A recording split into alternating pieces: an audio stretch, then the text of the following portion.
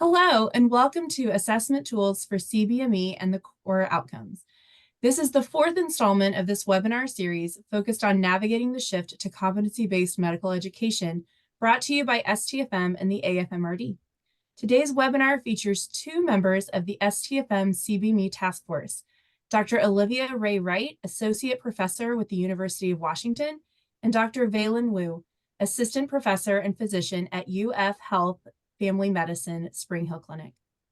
During this webinar, please utilize the Q&A feature to ask questions of the panelists.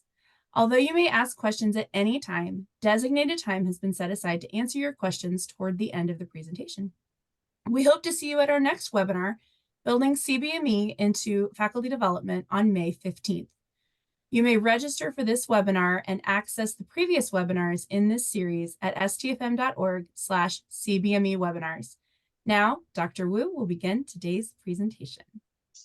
Thank you, Jenny, and welcome everyone. We are so very delighted that you have chosen to join us today as we talk about assessment tools for CBME and the core outcomes. Just remember that competency-based medical education emphasizes frequent low-stake assessments incorporating direct observation. And this shift in this paradigm will require many programs like yours to make adjustments to assessment process. Our webinar today will identify several workplace-based assessments, tools, and strategies for direct observation. We're going to introduce the assessment tools that our CBME task force has developed for you and discuss a proposed pilot for the use of our mobile app. Our focus today will be on assessment methods already in use and new ones that could be readily implemented. We hope that at the end of this webinar, you will be encouraged by what you are already doing and will do with your assessments. Just a reminder, on this slide shows you all of the webinars that we have developed and have given or are planning to give for you. Remember that these are co-branded and co-marketed with the AFMRD. And we have been delighted to have record-breaking registration for both live events and excellent viewership of the recordings. Each webinar has at least one member of the task force, and we've included presenters who are subject matters from all across the nation. So, just want to let you know the objectives today. At the end of this session, we hope that you're going to be able to identify at least two assessment tools already in place in your programs that could be used for competency-based medical education, that you would be able to identify additional tools that you could incorporate in your home programs based off the ones that we have developed for you or suggest, that you'll be able to describe the benefits of workplace-based assessment and direct observation tools, and as well be confident in updating your assessment systems to include more workplace-based assessments using direct observation. So when we talk about competency-based assessment, we know that meaningful assessment is always a challenge. So here are a few key ideas to keep in mind. When you're conducting assessments, you want to focus on targeting outcomes, reviewing the areas you've identified as desirable outcomes in your learners, and looking for evidence that our learners are achieving the standards that have been set for competency. Remember that assessments have a greater benefit when they're conducted frequently and are more formative than summative. This supports creating the culture that will encourage a growth mindset in both you and your faculty, and developing the skills of a master adaptive learner. Tips for the transition include modify what you already have, and then consider working on adding in more direct observation and using entrustment skills.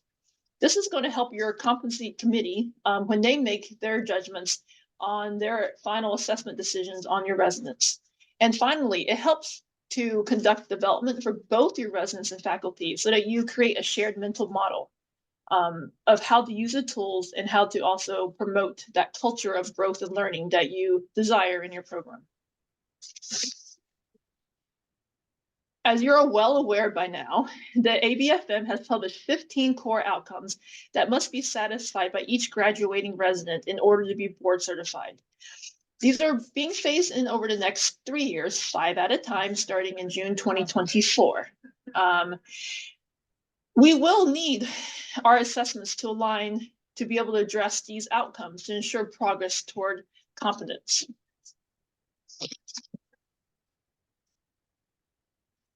Next. Hi, I'm Ray Wright. Thank you for coming today. So, what do we mean when we talk about assessment? When I think of assessment, I think of really three different categories. First of all, is the assessment, the overarching assessment system. And within that are the assessment tools that we use. And then within those assessment tools, we have various types of assessment questions and rating scales. And we're going to talk a little bit about all of those today. So, an assessment system, what is a high functioning assessment system? A high functioning system creates a well rounded picture of each resident. It leads to assessment of progressive competence towards autonomous practice. And when we talk about autonomous practice, we're really talking about the outcomes. And how does assessment lead us to those outcomes? We need to identify areas where the program can improve as well. And an assessment system helps us do that. It helps us identify where the gaps are. If all of our residents aren't meeting a certain criteria, then it may be a program problem rather than a resident problem. A high functioning assessment system also minimizes bias. One way it minimizes bias is by having lots of different assessments and lots of different settings by lots of different people. And a high functioning assessment contains both formative and summative components.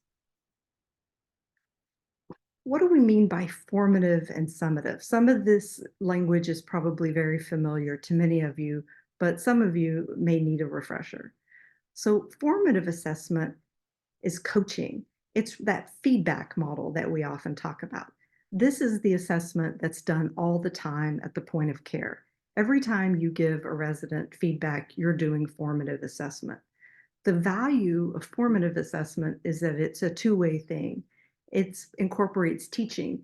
You state what you observed, and then the resident has an opportunity to reply to that, and then you can talk about ways to improve after that. It's really coaching and bridging the gap. Summative assessment is about meeting goals and objectives. It's also what we use to see if the resident's ready for promotion or if they passed a rotation. So a summative assessment is really reflects back on what all the formative assessment was that came before that. So why is formative assessment more valuable? In a competency-based model, we need to focus more on formative assessment. That means we need to focus on direct observation. It's hard to really give feedback on something we didn't see. It also needs to be done in real time. Residents can't really improve if we're giving them feedback a month later. And they often tell us this, but we continue sometimes to rely on our summative evaluation. So the more assessments we can do in real time using formative feedback that incorporates teaching and is bi-directional will help us better assess what competency is. That doesn't mean that we don't still need summative assessment. We still need our end of rotation evaluations. We still need our semi-annual evaluations that our CCC does. And of course, the ultimate summative evaluation is what we provide the medical director from the CCC to say the resident's ready to graduate for that autonomous practice. So summative assessment is occurring at the end of a period of time. It assesses if the objectives were met and is used for decisions of promotion. Another way to look at this is with something called an assessment pyramid. At the base of the pyramid is where most of the volume is.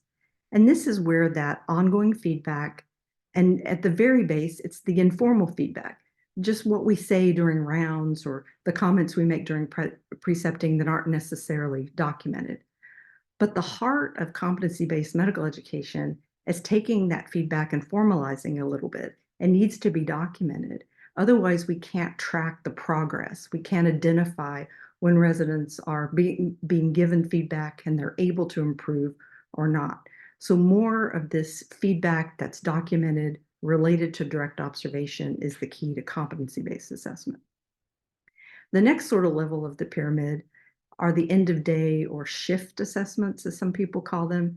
This is an assessment that might be done after a half day of precepting or maybe at the end of a day of inpatient medicine or other inpatient activity. And this is kind of in between formative and summative. It's summative in that it generally is several encounters that you're summarizing how they did that day and recognizing trends.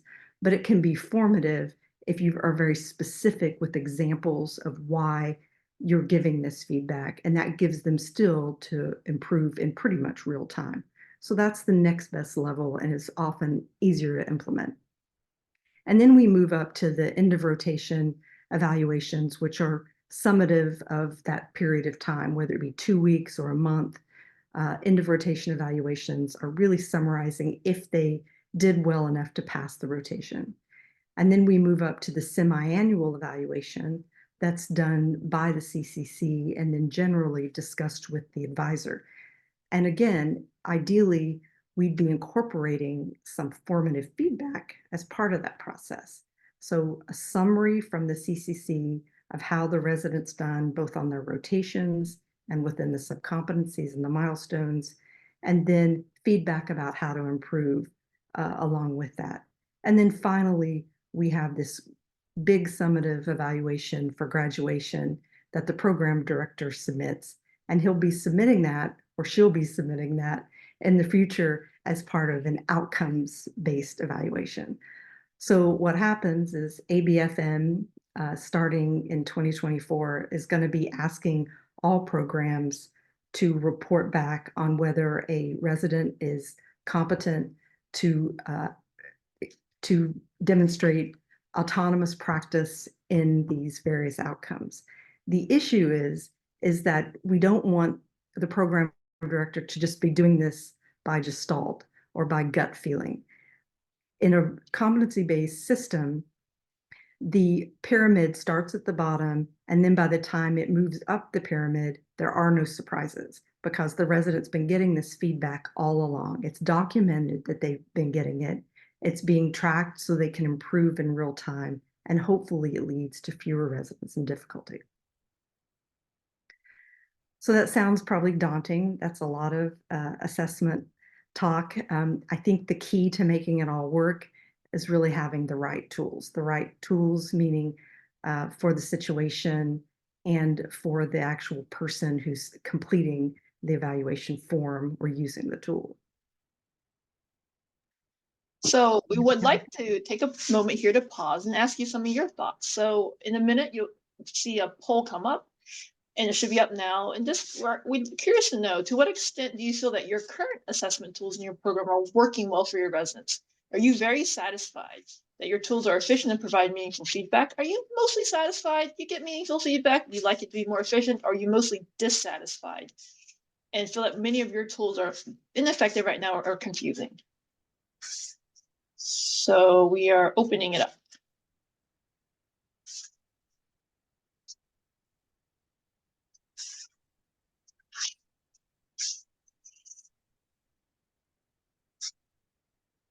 All right, awesome. So it looks like from here that we have a mix of mostly satisfied or mostly dissatisfied, which is wonderful that for those of you who are mostly satisfied that you already have some knowledge and are here to gain more knowledge to start the journey and continue your journey having assessment tools. And then for your mostly dissatisfied, this is, and we talk about growth opportunities, a wonderful growth opportunity to get the foundation that you can build off of. And we'll be giving you many tools and directing you toward the website you can use to find other ways that you can strengthen your assessment program. Oh. Okay, next slide.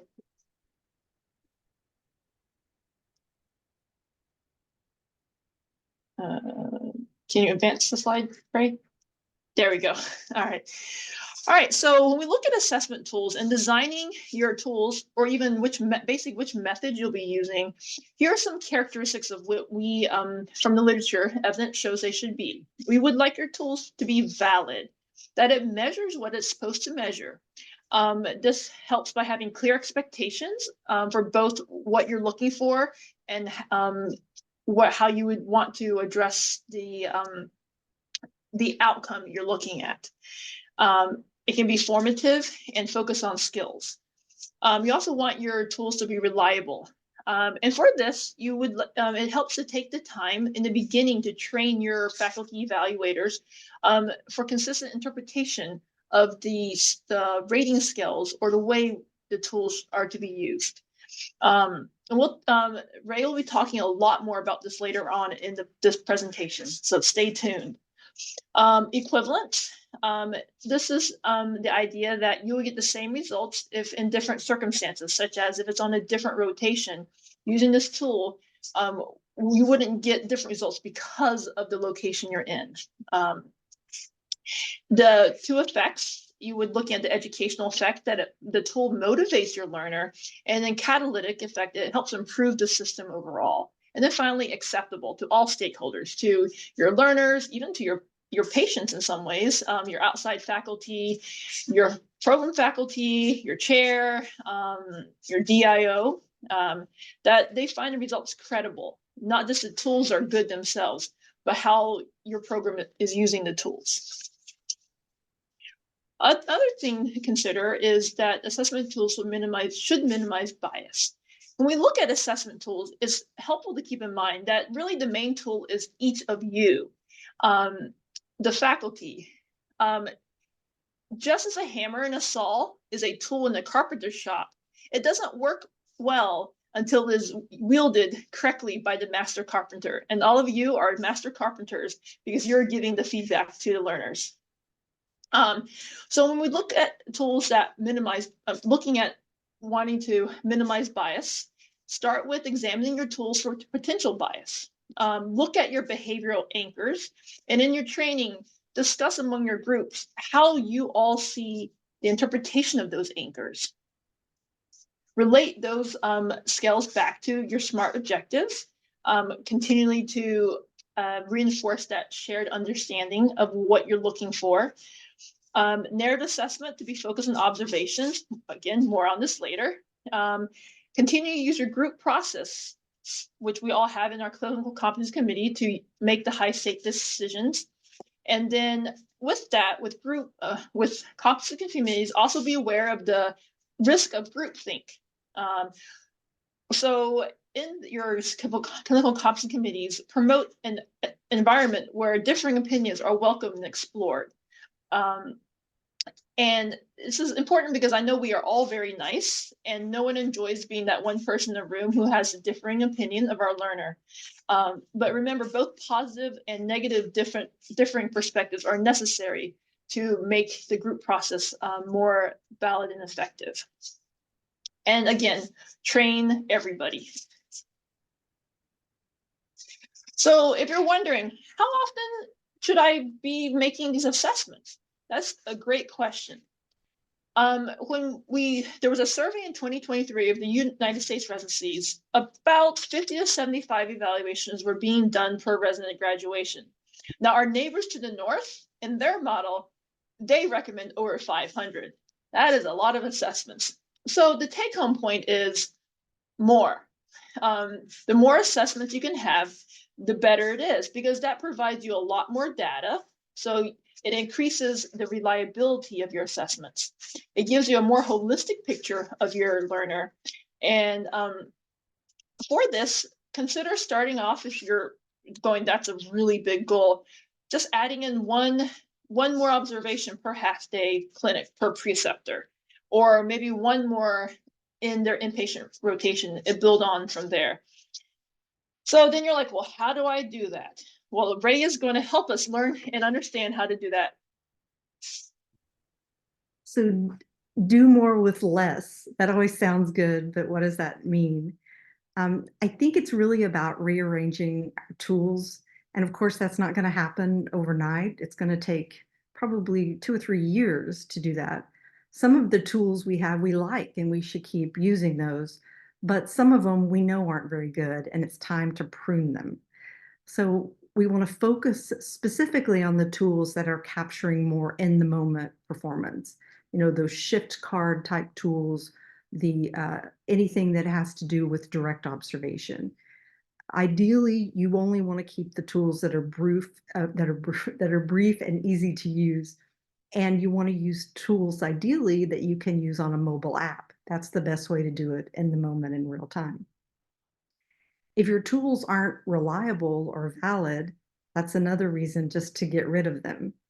And start by just editing your existing tools, and then you can modify as needed as you learn more about this process. So it doesn't have to be done all at once, but the idea is to get a few tools that work really well in lots of different settings that people will actually use and that give meaningful feedback to the learner. So one way to start that process is to update not just the tool itself or the form, but the question types and the rating scales. So let's kind of go through this a little bit together. So multiple choice question types can be really good if you're just trying to measure medical knowledge. But part of medical knowledge, when we look at the subcompetencies, is not just rote memory, but it's also about clinical reasoning. So multiple choice, it's a little bit more difficult to measure with that, but it can be good for early learners in particular. Yes, no question types are fine if it's a either or sort of thing. The resident showed up on time to the rotation, yes or no. That works fine for that sort of thing, but it doesn't give any nuance at all.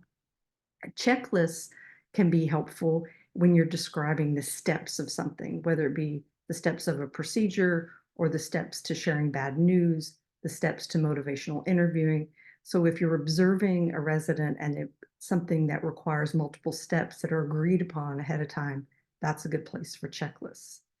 Likert skills, linear skills, frequency skills, these are the tools, or these are the rating skills that I would gradually phase out.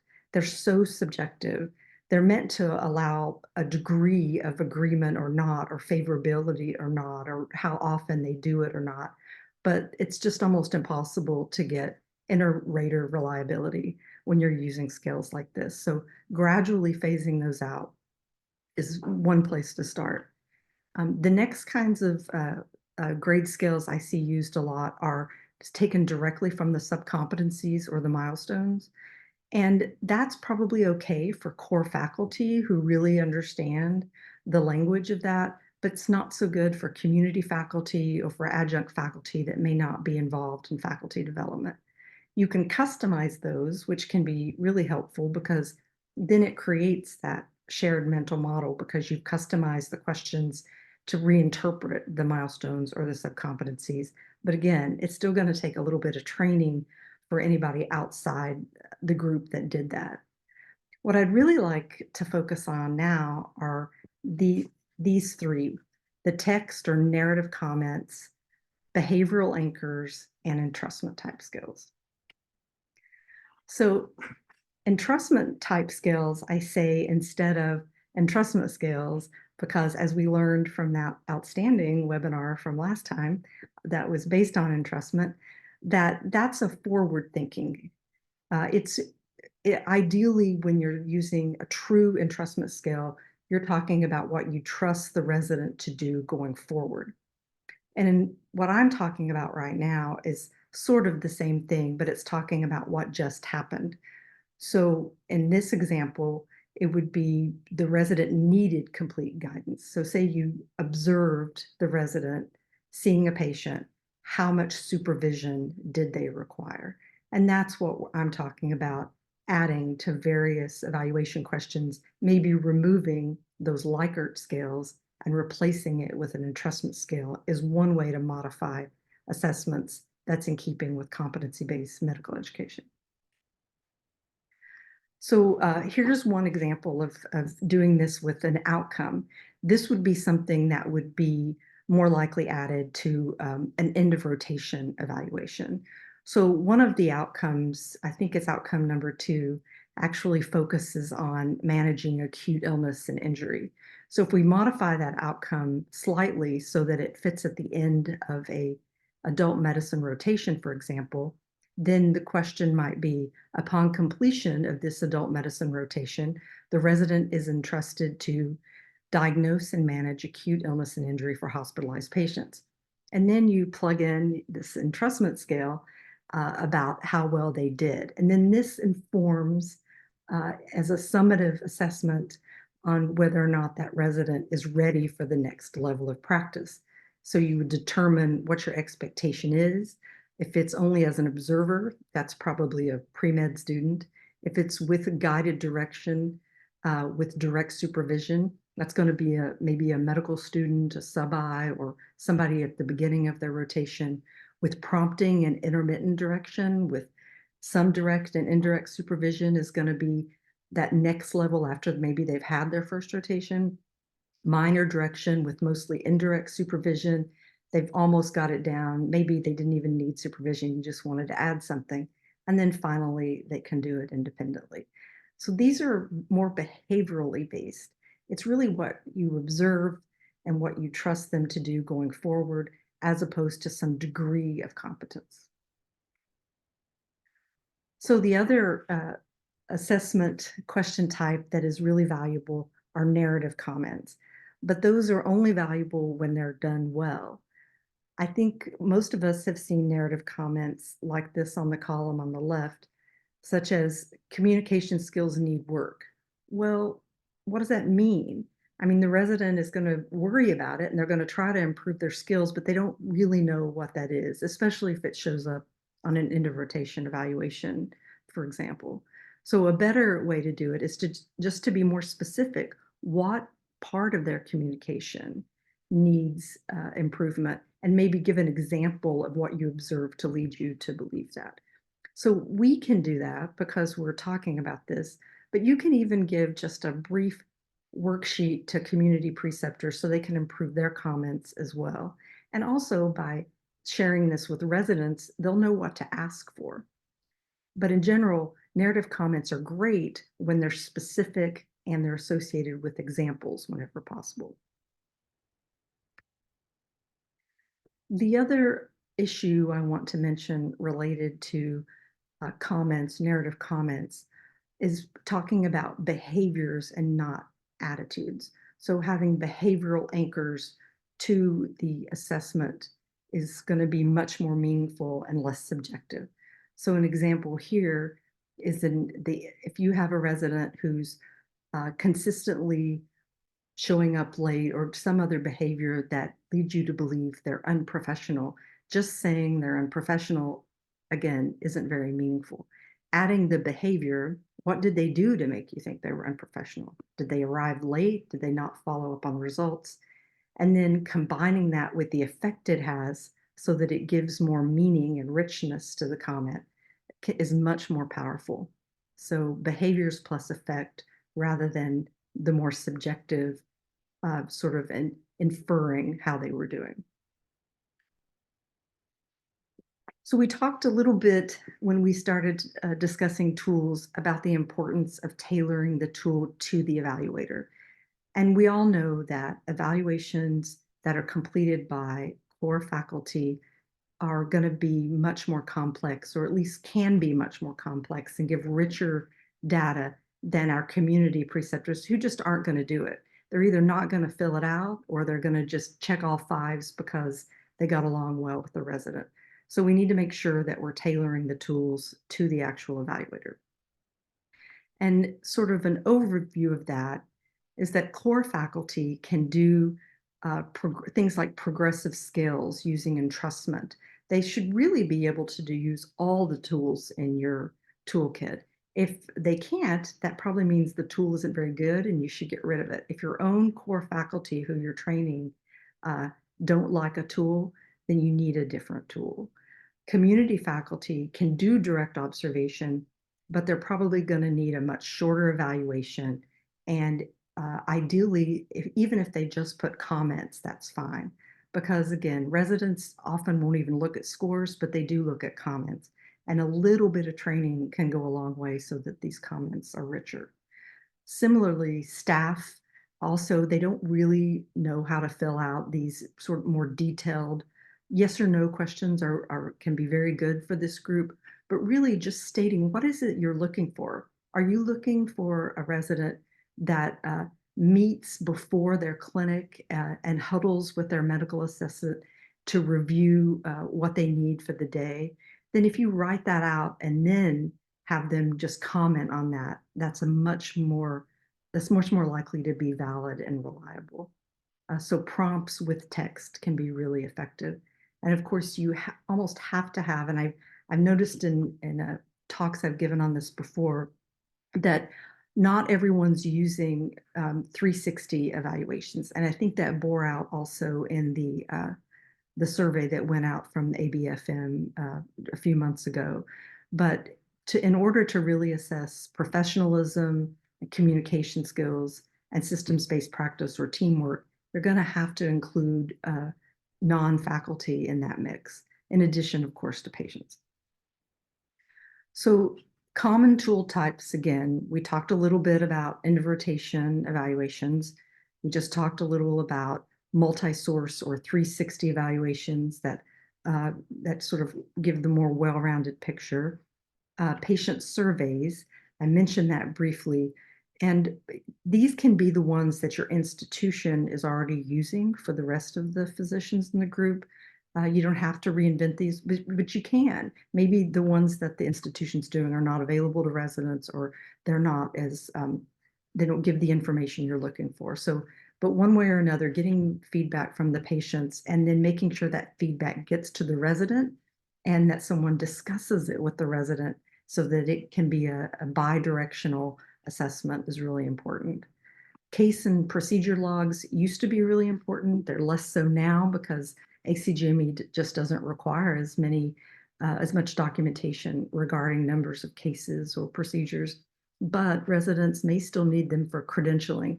So making sure that they're aware that even if we're not reporting it as a program, they may need to still be keeping some of that information. Cognitive tests like the ITE are still important, and these can be customized to do portions of these for the various outcomes related to it. So a pre and a post test for a rotation that's related to information about the outcome might be useful, but probably not as useful to a resident at the end of residency, maybe more useful at the beginning. Performance data, that's the new thing. So gathering information about metrics and is now required for ACGME by programs. And this is really going to be more and more important, not only just for residency, but to prepare residents for what they're going to need when they leave, when they're going to get paid based on some of that information. So starting to integrate that in is not just for ACGME, it really is for the resident. And then self-assessment, whether that be in the form of that discussion as part of feedback or as integrated into the ILP, is an ongoing assessment tool that residents need to be a part of for that lifelong master adaptive learner. But what I want to continue to focus on is the focused direct observation. So why do we want to focus on direct observation? Part of it is that direct observation is going to be the most objective. What you see and immediately give feedback about is much more real than something you're remembering 3 weeks later and sort of summarizing multiple encounters. And this also mitigates bias. The more objective an assessment is, especially if it's based on direct observation and you're discussing it in this two-way manner so that they can ask clarifying questions. This leads to earlier improvement so that they have a chance to get better while they're still on a rotation or or still in clinic, so that 6 months later, it's not, oh, I think this person needs to be in remediation. Maybe if it had been identified earlier with feedback, then that could have been prevented. And it incorporates teaching. It's also consistent, if you're into educational theory, with Miller's pyramid. So the base of Miller's pyramid is about fact recall, and this is the testing. And this is great for medical school. Interpretation and application with case presentations and essays. Again, that's really good for maybe the end of medical school. Demonstration with simulations and OSCEs. That's good for entrance to see where your residents are when they first start. But really the heart of assessment and residency is at the top of the pyramid, where does is, where they're performing and we're observing and we're making assessment based on that. So we're doing direct observation already. All programs do some. At a minimum, we're watching procedures and giving feedback about those procedures and hopefully recording that in real time as well.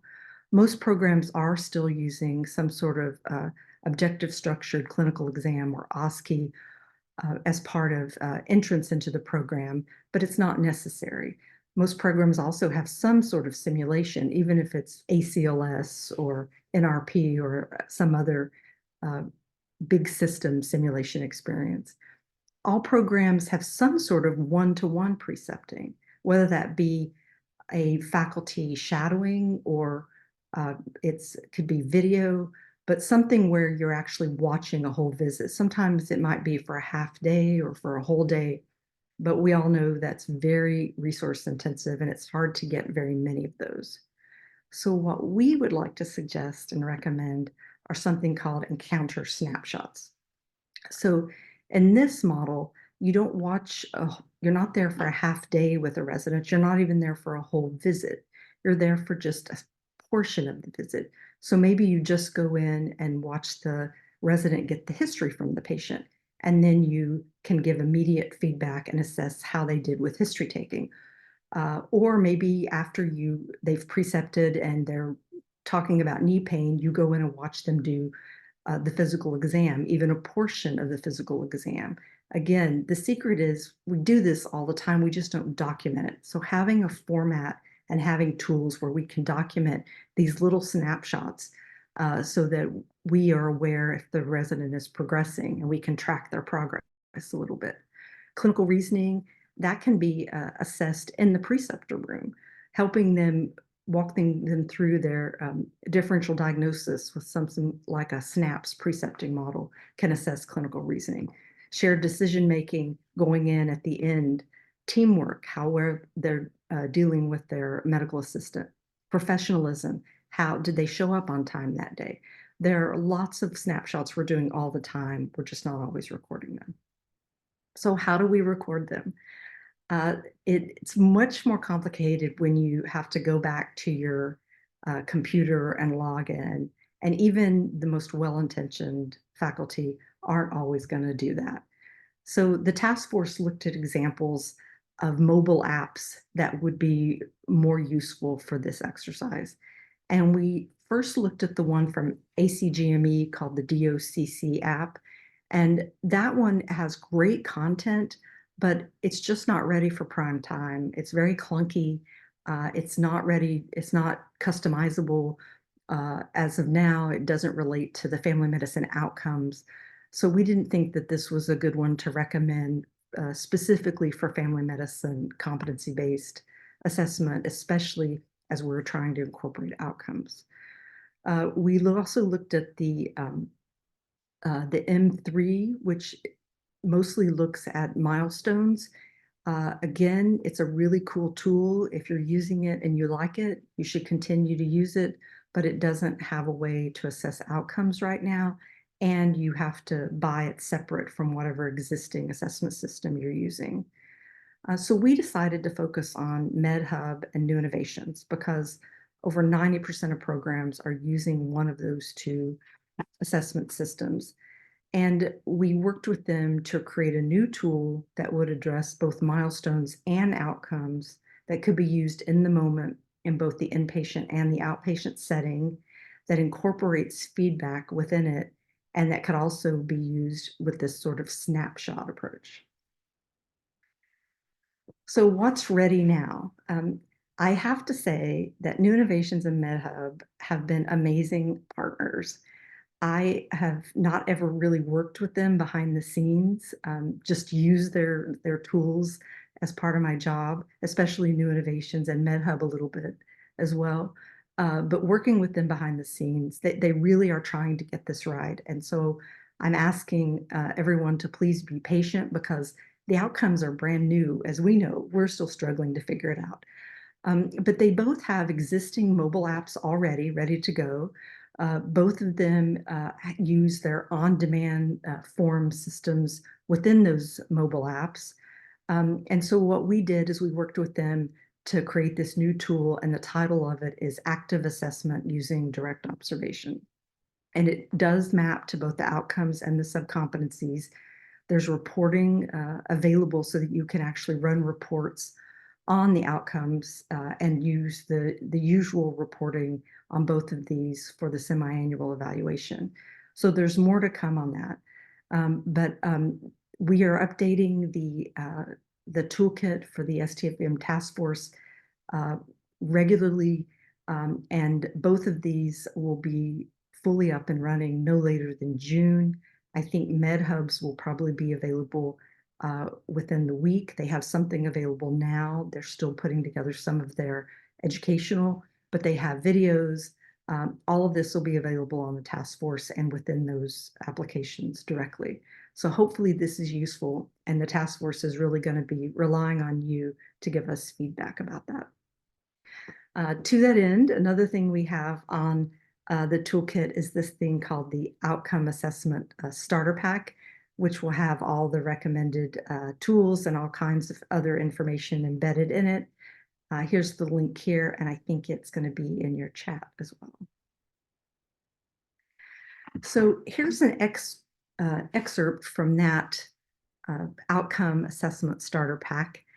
On the left in the blue box is the first outcome: practice as personal physicians, providing first contact, access, comprehensive and continuity care, et cetera, et cetera. So this is a pretty complicated outcome. There are a lot of elements to that. It's not like you can watch an encounter and answer this question effectively. It needs to be broken down into its subcomponents.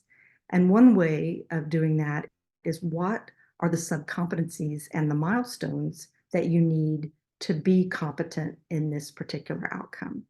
And I think that's an important distinction, because a lot of people are trying to figure out, what in the world are we doing? You know, we just got figured out the subcompetencies and the milestones, and now we have the outcomes. Well, the outcomes are the end. This is the graduation target. This is what we want our residents to look like when they're out in the world.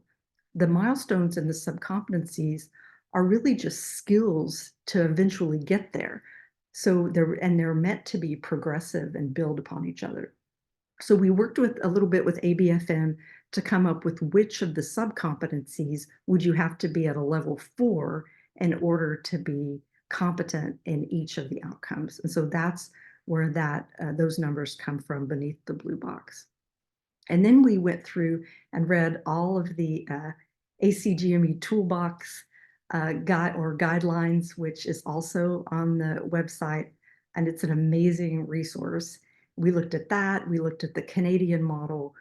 We looked in the AFMRD toolbox and came up with what we felt like were good assessment tools and models to use for each of the outcomes. So for this one, as you can see, it's a very well-rounded outcome. So there are a lot of different kinds of tools in order to assess that. Everything from direct observation of an encounter to continuity panel reports, chart reviews, billing and coding. It's really creating this well-rounded picture of this resident for this outcome. Now, does that mean that every program has to use every one of these? No, these are just some ideas. And you probably have other ideas that you would add to this. But this just gives you an opportunity to say, oh, yeah, we're doing that. And that's a great idea. Well, let's move that into helping us assess if they're competent in that outcome. For the second outcome is a little simpler: managing acute illness and injury. And we talked about that briefly before. Again, beneath the blue box are the subcompetencies at level 4. And then to the right are different types of tools and settings where this can most easily be evaluated. Tool 3 is about the comprehensive care of children. So in this one, the setting really matters. It's not just that they can do these things, but where are they going to be doing them? So thinking about using that direct observation tool with the well child care in the acute care setting, making sure that they can pass NRP or PALS if you think that that's important. Shift assessments that are done at the end of the half day when they're on their outpatient pediatrics rotation or impact pediatric rotation. Targeted chart reviews about things like immunization rates. Chart stimulated recall, we could do a whole talk on that. but we have all of these tools. We have links to them on that outcome assessment starter pack. So it's beyond the scope of today's talk to go into all of them, but we just wanted this to be a complete toolkit so that whatever construction project you got going on, you have a tool to do it. Communication and constructive relationships, again, direct observation, but targeted direct observation with tools that look at communication. Also, tools that assess handoffs like iPaths or consultant communication, a checklist for a consultant communication that maybe a senior resident does looking at an intern. So be creative, use the things you already have, and then start incorporating additional ones as it makes sense for your program. And then professionalism. We also have some links to specific modules that are recommended by ABFM for this. But I think the most important assessment for professionalism is really about how engaged the resident is, how they accept feedback and process it, how reflective they are as a master adaptive learner, and how engaged they are with their ILP. We just have to give them the setting to demonstrate that. So to sort of summarize what we need to do as we're creating new tools, we need to make sure they align with our goals and objectives. So if you have objectives and you don't really have a way to measure it, it's really not an objective. An objective is something you should be able to observe the resident do at the end of the learning period. So it's a great way, it goes both ways. We can modify our objectives if we can't assess it. And if we are assessing it, we should make sure it's an objective. That way, that all important shared expectations, what is expected of the resident so that they can target that is really important. And then, of course, multiple points using multiple methods, more formative, more direct observation, incorporating those entrustment type skills, which are more behaviorally based, and then the skills that are embedded in the milestones that then target the outcomes. So moving forward, we recognize there are a lot of barriers to this. And so I can't emphasize enough that this is a gradual process. And in the end, if we can get more efficient tools that are shorter and easier to use, then it'll be worth the effort and it'll be an investment. Trying to build more assessment tools that are very efficient at the point of care using a mobile app, I think are going to be key in the future, and we're already on our way there now, thanks to MedHub and New Innovations and all the other innovators out there. Matching the tools to the evaluator, and of course, training our supervisors to use these tools and our residents or learners in processing the information they get from that, and having a collegial process by which that this is all looked at by both the learners and the faculty will make it much more meaningful to both. So as we come to the end of this webinar, and we've talked about the pyramid, we're coming to more of the narrow end of the pyramid with all of the assessments. And how does this affect the Clinical Competency Committee? Because eventually this is a committee that will be giving recommendations to the program director as they certify our graduating residents for graduation. So how it helps them is because the Competency Committee depends on our assessments. We don't want our competency committees to be going by gestalt. We would like them to have enough data to make a good, comprehensive, holistic, summative assessment of the resident's progress, both for promotion as well as for graduation. Be able to answer the question before graduation, are they on track? And if not, how can our program help and intervene early enough in the process to make a meaningful difference? And finally, in the end, our program director has to feel comfortable saying that the resident is competent for independent practice in all of the outcomes.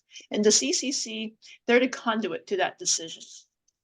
As we look at clinical competency models, just recall that in competency-based assessment system, we are now moving toward a developmental model rather than the problem-based model. So in this setting, we do focus on identifying the level of competence for each resident through your CCC at each of their biannual assessment times.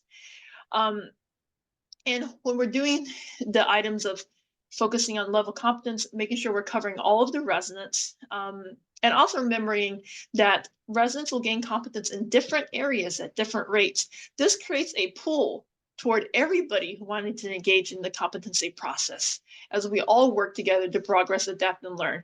I personally like to see it kind of like the FOMO effect, the fear of missing out on competency. Going to this development model makes it so that everybody wants to daily work on improving their own competency skills and goals. In the CBME model, it can help our clinical competency processes to be more formalized. We get more formalized faculty development. The individualized education plans, which we do have another webinar on, or the learning plans as we're calling them, not educational plans, are very key as we continue to coach our learners with reflection and how to use the feedback they're getting, as well as this ensures transparency of the process of the CCC to all of our stakeholders. So as we come to the end, we want to ask you a final poll question. Were the objectives met today? So the poll is going to pop up. Our objectives today were helping you identify at least 2 assessment tools already in place in your programs consistent with the principles of CBME. Want to know if you'll be utilizing these tools that the task force has made for you. Do you see the benefits of using a direct observation tool, and will you update your assessment system to include more direct observation? So you have your 4 choices right there.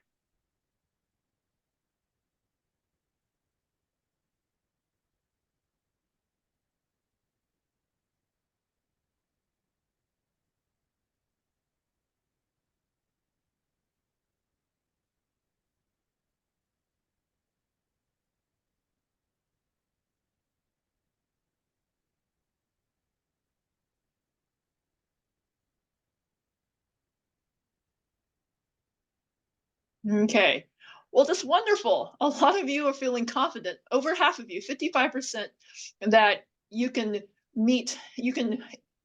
address all 4 of the objectives after our webinar today. So that is very encouraging. We definitely hope that this has met your expectations. And right now, the only way to find out is to continue to answer your questions. So I'm going to now go over to the question and answer section. Please keep putting your questions in. There was already one question I thought was really nice that came in midway, Ray. I think it'd be wonderful for you to address this. One of our webinar participants asked, well, what is the art to prompting the preceptor for good narrative comments? There are so many things happening in a faculty-resident interaction, and I find that faculty get overwhelmed when given brief prompts without adequate direction, which usually results in them leaving the short, inadequate comments you referred to. So, Ray, what are your tips in helping our faculty get even better at giving robust narrative comments? Well, I think that we're talking about 2 things. One is the informal feedback that's not documented. And I think part of that is a little bit of faculty development where the faculty practice giving it to each other, because I don't think it really takes that much more time. I just think that people feel uncomfortable. It's a language, it's sort of an art of describing something, and it takes practice.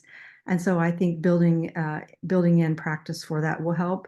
And then in terms of capturing that and documenting it, the mobile apps are really great for that because you can do voice to text. And so even having a tool that does nothing but collect comments can be really useful in that way, because you can just give the information to the resident and then record it at the same time.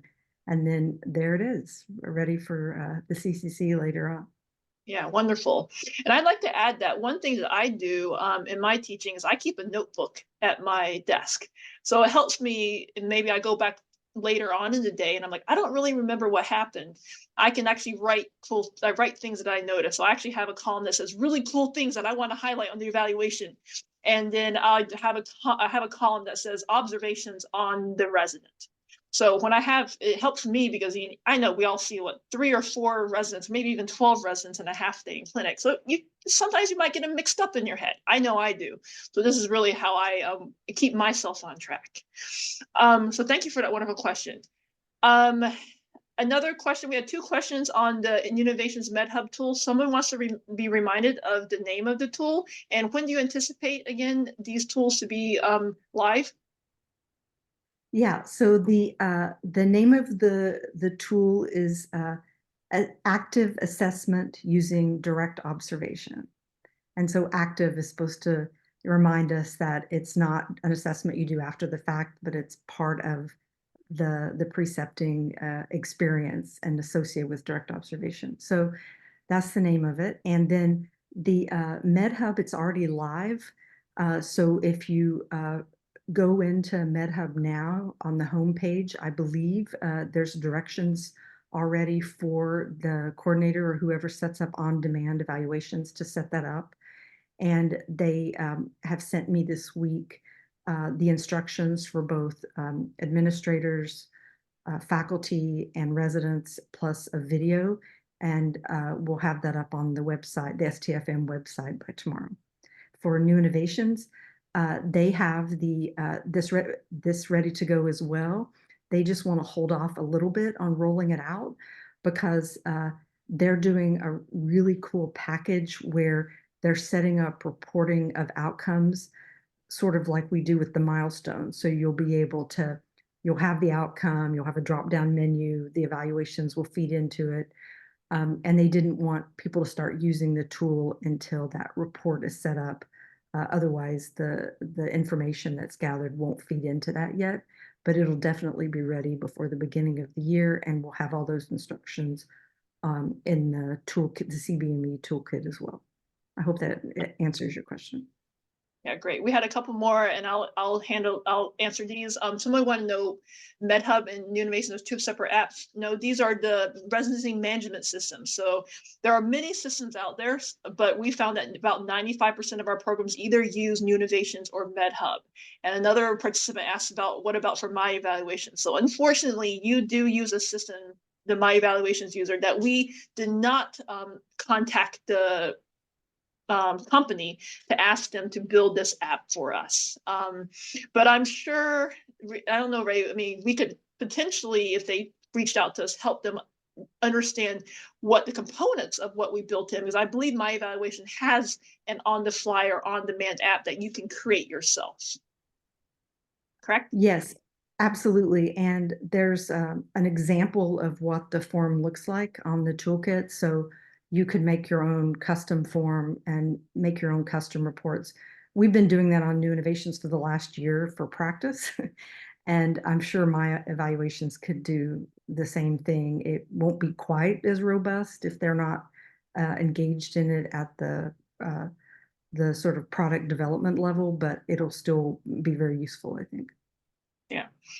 And then we have, everyone wants to know about this app. I love it. So someone asked, will there be someone to present at the STF annual meeting? Well, great news. We're actually going to be presenting on these apps at the meeting. So please look forward to our session. Sign up for our session. We're going to take you through and show you. And now this time to live, we will probably demonstrate for you these apps, right? Yeah, well, and of course the apps are already there. It's not a new app. The New Innovations and I know some people are a little hesitant because of this, and MedHub already have mobile apps, and they already have the ability to create on-demand evaluations that have this similar functionality. What's really new are 2 things. One, it's this particular tool, which is mapped to outcomes already and can be mapped to subcompetencies.